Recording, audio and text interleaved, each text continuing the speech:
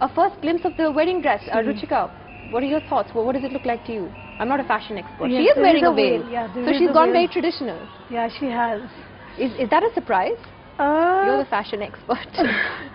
Actually, not for this ceremony. I mean, you could even have a veil with a lovely structured dress. It really doesn't have to be a flowy long dress.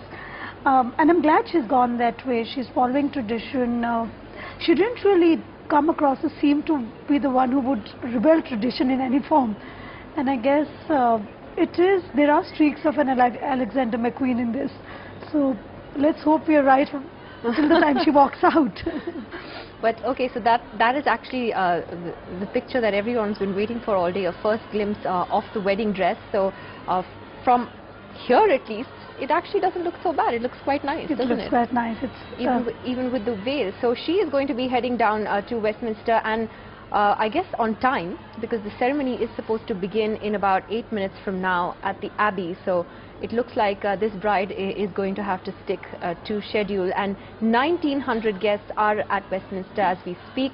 About 1,000 of them, says the BBC, are friends and family who've been given the best seats in the house. 1,000 friends and family, and we've seen a lot of celebrity as well. Ruchika, David Beckham, his wife Victoria, Elton John. It was interesting that many people felt they were snubbed by not being on this guest list as well. You know, I'm sure it had to be a very tough call for the royal house. Even going back coming back to India, there were a lot of royalties who were expecting an invite from here, but they haven't been. There's only one couple, Raghav Raj and his wife Shailaja, who've been invited, and apparently he was a polo friend of Prince William's, and they went back to school together. They played for a while, and that's where they are. The list of celebrities could be endless, you know, with the numbers throwing up in Britain itself. It was a tough call, but I guess they followed it was a call of the heart as well, besides a lot of protocol. I think this time both from Queen Elizabeth to Prince Charles to the couple, they've been very particular about people they really wanted to attend their wedding. They were the only ones who really are going to be there. It really wasn't a matter that so and so has to be there. I think this is the route that they've taken. There are a lot of traditions they've kind of gone beyond, and they've tried to do their own bit at this wedding as well. So I guess the guest list is really a lot more who the family and the couple want there to be, rather than just inviting them for the heck of it. Well, there you see live pictures of Kate Middleton on her way. She's waving to the crowds in her veiled dress as she heads to Westminster.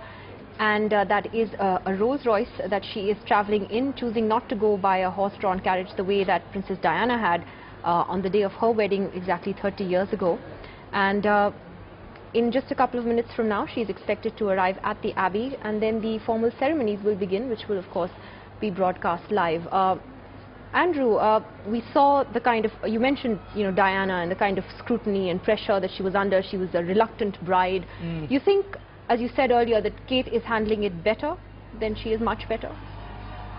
Or it's hard to say? I can't think of anything worse than for this poor couple to be so scrutinised as they are. You know, we're here talking about her dress and how it looks. I mean, every minutiae of today is going to be analysed, and she seems to handle it all in very good grace, doesn't she? I can't think of anything worse than it. Must be awful. I mean, they're certainly better trained at dealing with the media. From all accounts, Prince William hates the media. He doesn't want to have anything to do with it. But he handles them pretty well. But he handles them very well. But I mean, you know, what happens tomorrow? What happens in the next week? I mean, this is just one day, isn't it? I mean, where does it go from here? I mean, I was reading something this morning about where they're going to go for their honeymoon. Where can they go? Where there's adequate privacy from the paparazzi.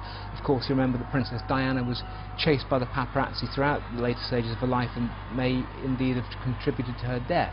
So, I mean, there's quite an unhappy relationship between royalty and the media.